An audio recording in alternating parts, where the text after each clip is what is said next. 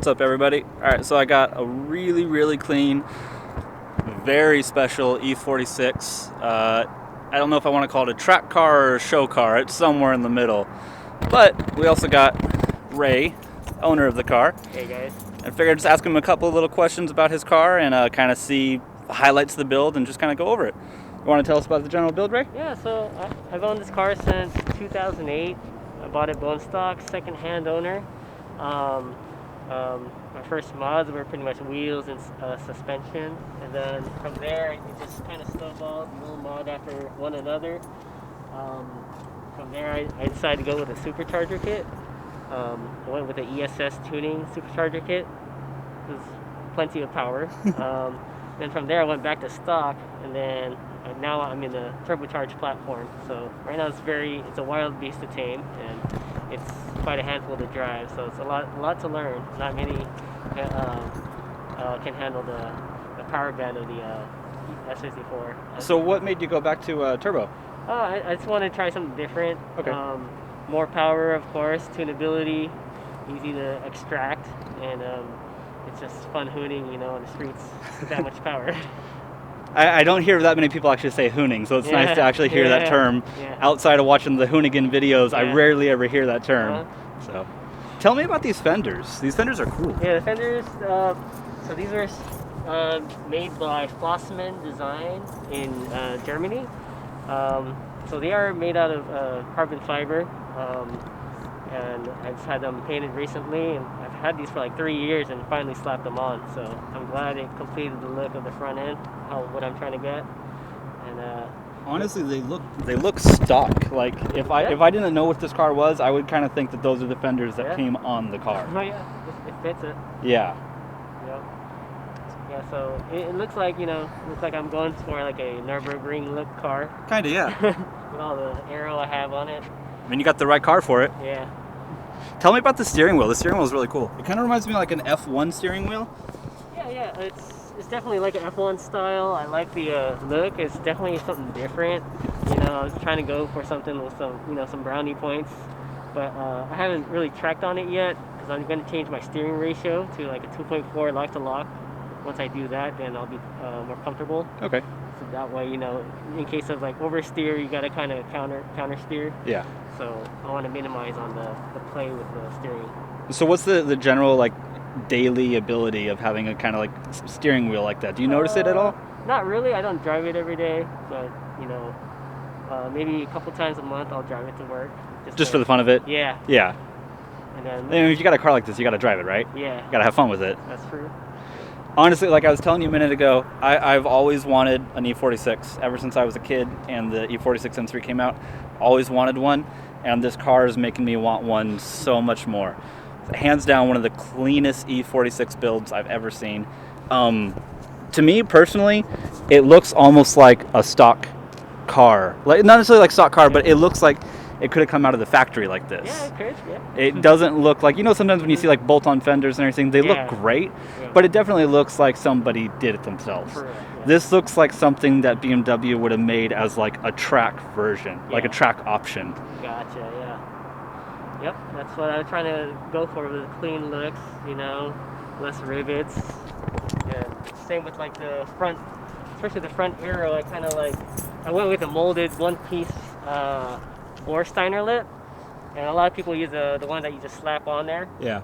And I wanted a cleaner look. That's why it's kind of like molded into the bumper, which looks like it's factory. So As much as I love the CSL bumper that everybody puts on, I like that you didn't do the CSL bumper. It's a little bit different. Everybody puts the CSL bumper on it, and it looks great. Oh yeah, I love it. But this thing it's got a different look. Yeah. And it's kind of not what I'm used to, at least me personally, what I'm not used to seeing on good M3 builds. Yeah, I try to stand out a little different, I don't rush mods, I got to make sure that that's the mod I'm going to put on the car. Yeah. So that's definitely my work together here. So if you don't mind, tell me about these lights. I've been oogling over these lights ever since I saw them. These things are so clean. A lot of people have been messaging me about them. They're from 365 Retrofits in Florida. The guy only made 2 kits that I know of so far. One guy's in Florida, and then me on the West Coast. And I think right now he's taking a break from making them, so it's pretty limited right now. But So they're definitely out there if you want them. those lights alone make this almost a one-of-a-kind car.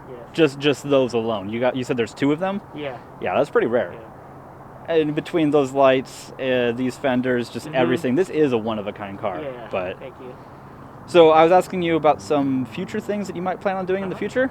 I've been thinking about maybe carbon roof, finally complete that. That's one of the parts that I kind of pushed aside for the longest time. And maybe a drop vent, carbon fiber hood. Okay. So we'll see. Oh, so you got the regular aluminum hood? Yeah, it's just a regular stock hood. I was thinking about doing like a drop vent. Okay. To extract heat. A buddy of mine actually just, he's got an E46 as well, and he just found some guy on Craigslist that has, I think it's an APR, if I remember correctly. He found this guy on Craigslist that had an APR painted black, matches my buddy's car, and he wanted to trade it for a stock hood plus $200. Oh, wow. Okay. So he got an all-carbon APR hood, vented, for $200 essentially. That's a good. I just killer deal. Yeah. Yeah, I thought that you had a carbon hood and you just painted it. No, not yet. Okay. Eventually I will. I mean, I'll get a carbon drop vent, something different from everyone's GTR fenders. Yeah.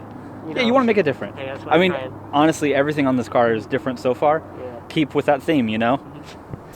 This car is just so clean. Yeah. And I'm noticing every angle that I look at it, I'm seeing different things. Yeah. So you took out the glass in the rear windows, didn't you? Yeah, this is a plexiglass made from a UK company. That is the louvers, open louvers.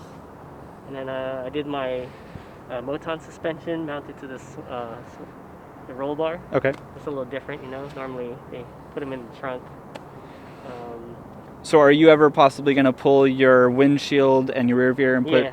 You're going to do that as well? Yeah, that's definitely something you're going to have to pull and then put the carbon roof and then plexiglass. So when you're doing all of it, just do it all together. Yeah. Makes sense. It's not really a street car, but I'll drive it once in a while. Yeah. But, you know, to take photos, video shoots, whatever. Things like this. Yeah. And at the same time, like I said, if you have a car like this, drive it. Yeah. Why would you have something like this Right. and not drive it? Right. Unless you're one of those people that gets to go to the track 5 days a week, Yeah. drive it, you know?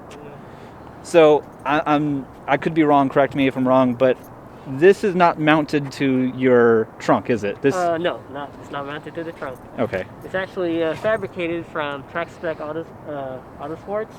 These mounts right here, they bolt all the way down inside the trunk. Okay. So the downforce is going to the chassis and not flexing on the trunk. So it's engineered very well. I love how it feels on the track. It's definitely more balanced. Did you originally have it mounted to the trunk? No, I haven't. Okay. Yeah. Yeah, I've seen some people, I mean, a normal street car, not a big deal, but when you're going full track where they start actually bending their trunk, Yeah. they're losing downforce, they're damaging their car. Yep. If you're making it a real track car, it's going to be mounted to the chassis. Yeah, definitely. So how much carbon do you have on here? So the trunk is carbon. This is actually a Status Group Scorza trunk. Okay. And I made a little unique look with carbon in the middle, painted it blue right here. So this is just one piece. You just left this part unpainted? Yeah, the whole trunk is carbon, and I just left this exposed carbon. It looks good. Yeah, something different. And then carbon, this is new from Turner Motorsports. It's their new diffuser. It's definitely different from what diffusers you see on this car. It definitely looks like a modern version, you know, like the headlights you said. Yeah. So It looks like something from like a more modern M3, Yeah. but on a 20-year-old. Actually, I think they're 21 now. Almost 20, yeah. I think the E46 was 99, if I'm mistaken. 2001. 2001. Okay. This is a 2001. Okay. So a 19-year-old car, Yeah. and it kind of looks new almost. It's insane. Yeah. And was this originally Laguna Seca Blue? Because I know Yes. Laguna Seca Blue is one of the, if not the most rare color on an M3. It's rare, but 2001, 2002, majority of the colors were LSB. Okay. That's why, I mean, you don't see too many, but there's definitely a handful out there. So it's rare, but on this year, it's one of the more common for this year. Common, yes. Okay. But So do you mind popping the hood? Let me see the motor a little bit. While he's popping the hood, I actually reached out to Ray. I'm trying to find more cars like this to make some videos of, take pictures of, trying to practice. And I reached out to Ray and I asked him, would you mind me shooting your car? And he said, no problem. It's one of the things that I love about the car community. People are always so supportive to help you with, if you want to be building a car, if you want to take photos of a car, if you just have questions, most people, you just ask them and they usually say yeah if they can. Just one of the cool things about the car community. Tell me about the motor. Tell me about your build. So right here, this is the original engine. I bought the car with 64,000 miles stock. Right now it currently sits at 237,000 miles. I've only done rod bearings twice on it. Plenty of valve adjustments which prolong the life of the engine. And right here, this is the intake manifold from Maximum PSI. This is their turbo kit. It's bottom mounted, so it actually looks stock. So if you pop the hood, there's nothing really to see. Yeah, it kind of almost looks like a stock build. Yeah. I mean, driving over here, listening to it, I can tell it's not. Yeah. But it looks on the stock. Yeah, you can hear the whistling, which is pretty neat when it builds up boost. What did you say you're at? 230,000? 237,000 miles. So I was doing some research recently. Like I said, I am kind of thinking about buying an E46, and the high mileage versions, or not versions, but high mileage models are now starting to go up in value because people are learning that this motor can handle over 200,000 no problem. Yep. There was kind of like a big cap once it hit like 150 where the value wasn't really going up anymore. Right. And now the value of 150,000 miles, they're starting to go up. You got 200 plus and you're still pushing it and it's strong. Still pushing it, yeah. Putting 14 PSI and so you're really pushing it. yeah, it's a lot of stress for sure, but it's still handling it. Yeah. It's definitely like they say, a bulletproof engine, you know, if you take care of it. I forgot to ask him this and I just got to put this in here. He's running 640 horsepower in a car that's probably what, I'm guessing 2,500 pounds maybe? 29. 29. Okay, a little bit more than I thought, but still great horsepower. I just got to put that in there. That's insane. So, did you mount your reservoirs up front? Yeah. I had them mounted there because most people would mount them on the strut bar, and I kind of like the look right here. Just because it looks like it fits there, I'm gonna put it there. You know. It's your car. You put them where you want. Right. Honestly, Ray, this is one of the cleanest builds that I've seen. Thank you. I love this car. I don't understand how somebody could not like this car, honestly.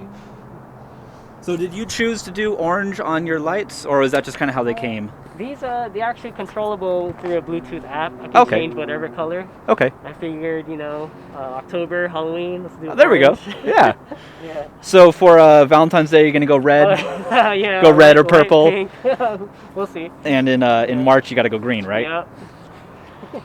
I don't want to keep you too much longer, but Yeah, no tell me about your interior a little bit. Interior, okay. So I do have a one-off carbon rear seat delete. I don't know if you can see it.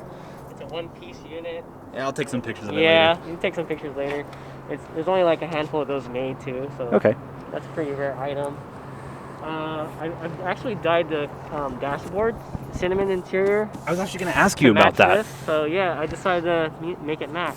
Okay. You know, it definitely gives it a more luxury feel, modern look So to BMW interior. Correct me if I'm wrong, but cinnamon was a color that was originally on some of them, right? Yes. Okay. So this whole interior was originally dove gray.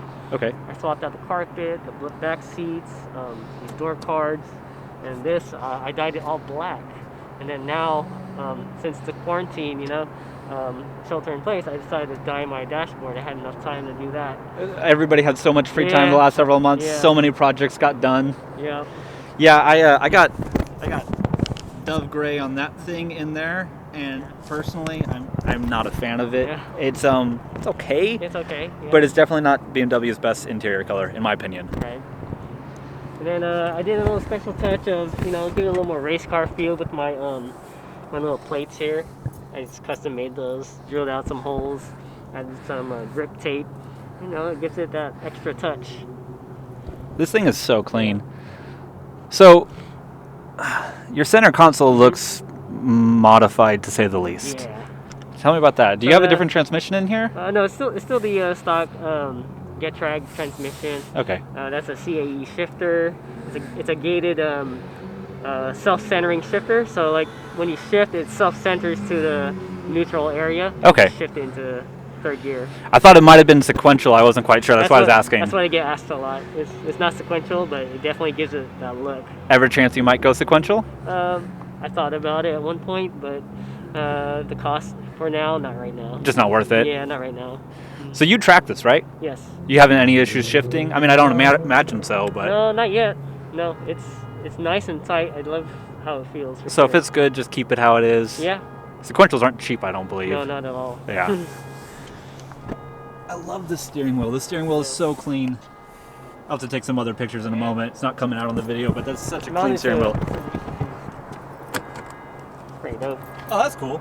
Nice quick release. It's like one of those you go on your little racing simulator. Yeah. Play on your Gran Turismo, and then go to your real car and just slap it on. So you full radio delete? Yes. All right. Radio delete. You can see the plate right there. Yeah. I'm just noticing that right now, so I pictured weight savings. Yeah. You're tracking it. You drive it sometimes, but not too often, so get rid of the speakers, get rid of the radio. Right. No speakers in this car, other than the turbo. Oh, I just noticed you did a delete up here as well. Yeah, Got carbon. It's carbon delete. I do run a one-piece headliner, but the goal is to do carbon. Okay. Roof. What kind of fuel are you running? Right now, I only run 100 octane in this car. Okay. I use a mix, Torco accelerator. Okay. And I've used it for like many years, so it's been pretty reliable. So I trust the mix. Proven for you. Yeah, it's proven for me. If it's proven and you're getting numbers, keep it. Yep. Is there a lot of places that you can get that kind of fuel around here? I actually ordered it online, I think on Amazon. Okay. A 5-gallon pail, you can actually mix a bunch of 32-ounce bottles. Okay. And then 10 gallons of 91, and then 1 can of those, it brings you to 100 octane. Okay. So not really anywhere you can buy it, but just make it yourself. Yep. Kind of like this car. You can't buy this car. Make everything yourself. You cannot buy this car. This is a car that you got to make yourself. Yeah. So why not make the fuel yourself as well? Right. Ray, once you get some more things done, once you get the carbon roof done, whatever else, let me shoot this thing again. Yeah, definitely. We'll do like a video shoot. Yeah. And rollers. Next time you track it, I know that you go to Laguna, which is not that far from me. Right. Next time you track it, hopefully I'll come to take some pictures as well. That'd be great. Hey, Ray, I appreciate it. Peace out, guys. I got some more stuff coming soon. Later.